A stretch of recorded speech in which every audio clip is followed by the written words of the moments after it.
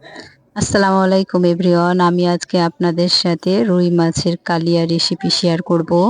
রেসিপিটি বানাতে যা যা উপকরণ লাগে সেগুলো প্রথমে আমি রেডি করে নিব। তো প্রথমে নিয়ে নিচ্ছি আদা কুচি।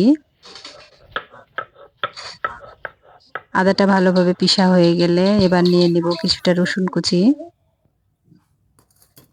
এবার রসুনটাও ভালোভাবে পিষে নিব। রসুনটা পিষা হয়ে গেলে নিয়ে নিব পেঁয়াজ কুচি। পেঁয়াজটা আমার পিষা হয়ে গেছে। এবার নিয়ে নিলাম শুকনো মরিচ। শুকনো মরিচটা ভালোভাবে পিষিয়ে এবার আমি কিছুটা জিরা নিয়ে নিলাম। এভাবে এক এক করে সব মশলাগুলো আমার পিষা হয়ে গেছে। তো মশলাটা আমার রেডি হয়ে গেছে। এপাশে মাছটা আমি পরিষ্কার করে নিয়েছি। মাছের মধ্যে কিছুটা লবণ, হলুদের গুঁড়া, অল্প পরিমাণে মরিচের গুঁড়া দিয়ে মাখিয়ে নিব। আর এপাশে ফ্রাই প্যানে আমি তেলটা গরম করতে বসিয়ে দিয়েছি। তেলটা আমার ভালোভাবে গরম হয়ে গেছে। মাছগুলো আমি এক এক করে দিয়ে ভালোভাবে ফ্রাই করে নিব।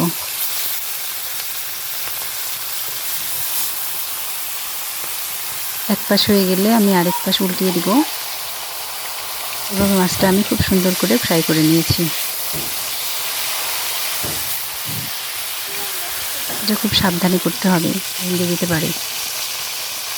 এবার আমার মাছটা ফ্রাই করা হয়ে গেছে, উঠিয়ে নিব।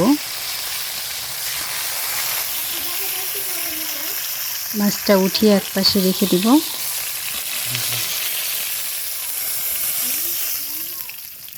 এবার আমি 1 কাপ পরিমাণ পেঁয়াজ কুচি দিয়ে দিলাম ফ্রাই করা তেলের মধ্যেই। পেঁয়াজটা আমি গোল্ডেন ব্রাউন করে ভেজে নিব।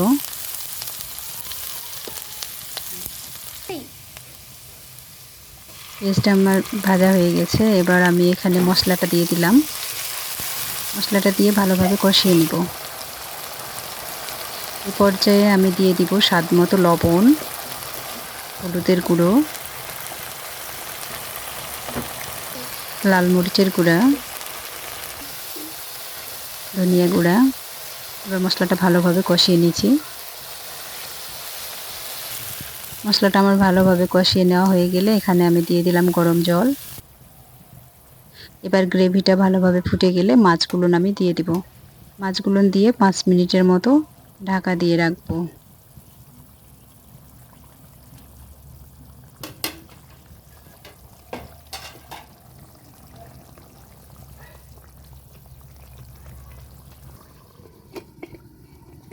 ঢাকা দিয়ে দিলাম। 5 মিনিট পর আমি এবার মাছটাকে উল্টিয়ে নিব।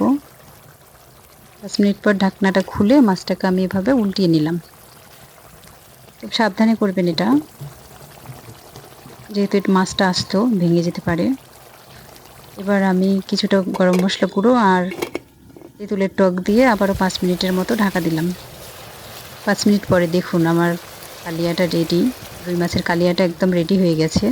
এটা আপনি গরম ভাত অথবা পোলাওয়ের সাথে খেতে পারেন। Thank you for watching my video. আল্লাহ হাফেজ।